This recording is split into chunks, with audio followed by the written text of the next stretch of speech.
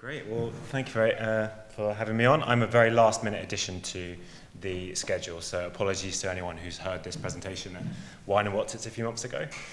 So I am one of the directors of Forward Action. We're a full-service digital agency for charities and progressive campaigns. There you go.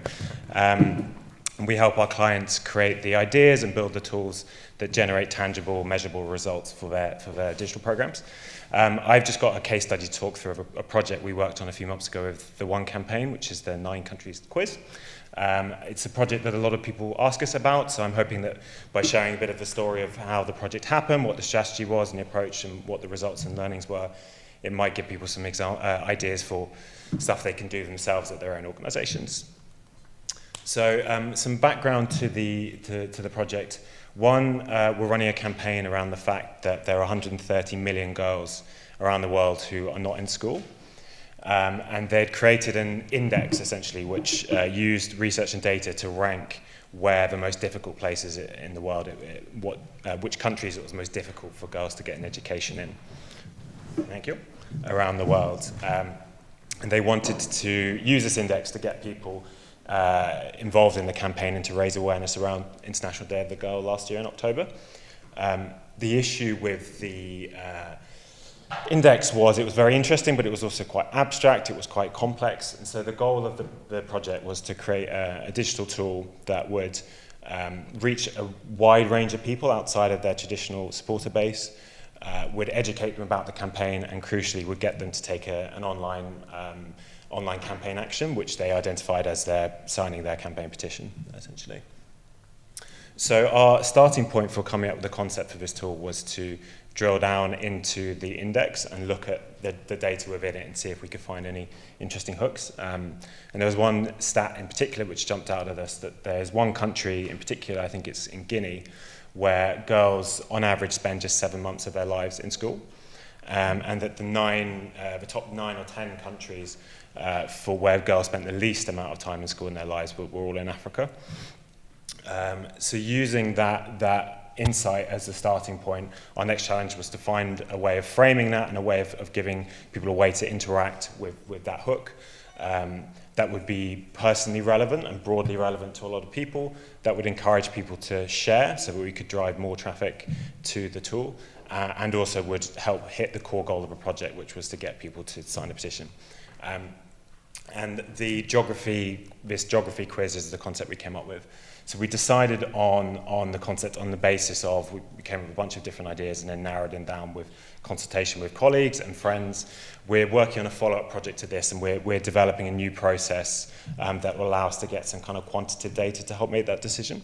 So we're building out super basic minimal viable product tools, essentially, like kind of mock-ups of lots of different options, and then using Facebook ads to test those in the real world, which means that you can, as well as using kind of essentially instinct and qualitative feedback, we can use real-world data to help us pick on these concepts before we invest in developing one. So the structure of the concept is very simple. You have 9 questions like this. Each one has a country highlighted on the map, and as a user, all you have to do is guess which country you think it is.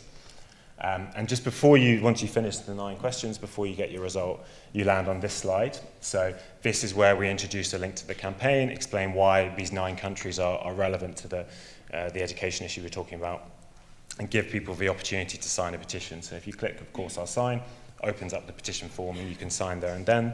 If you click no, sorry, then you skip straight through to your result, which looks like this in the top left. You're told how many you got correct, and you can see which countries you got right. And then obviously, crucially, you're asked to share, and this is the share copy on the right. You can see it uses that hardly anyone can do this framing, which is something you might see around on Facebook a lot, and is something that people often find compelling and that we've tested. As an aside, this format of the share ask here, where you ask people, will you share, yes or no, as opposed to landing people straight on an ask that says, now click here to share. This is something we've tested in a variety of different contexts, and found that doing it this way can increase share rate by up to 30%, which is kind of counterintuitive because you're adding a step, but it just creates this very kind of low lift, minimal engagement that gets people to think through actually whether they are prepared to share or not. We also built the tool so that it submitted data directly into the eCampaign's CRM, which is Action Kit, and also built it in 4 different languages. One of the key elements of the brief is that it could be used by one's campaign offices around the world. And finally, we had a 2-pronged strategy for promoting it. So one was to email it out to one's pre-existing email list, get them to take the quiz and then share it on to bring new traffic in. And the second was to target cold audiences via Facebook ads. So initially, we wanted to, rather than just saying, like, hardly anyone can do this, we wanted to actually provide a real percentage and say only 5% of people can correctly guess all these countries, because we thought that might be more compelling and make it feel more real. So in order to get that number, what we did was set up some tracking on the page and then used a couple of $100 of Facebook ads essentially to promote the tool out. And the idea was to use the few hundred people who would take the quiz to generate that percentage that we could then insert into the copy for the full promotion. So we did that on a Friday night and set it live, and those initial people did provide us that percentage, but they also started sharing it, and then they shared it with other people. And by the time we came back on Monday morning, 1.8 million people had used the quiz.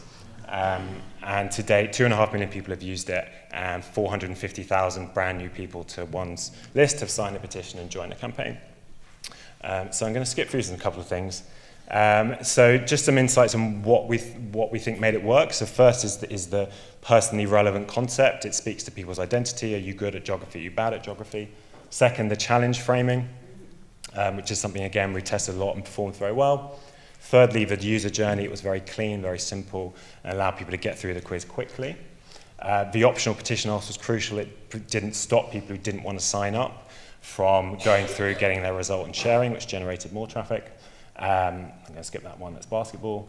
And a couple of lessons that okay, should I stop now?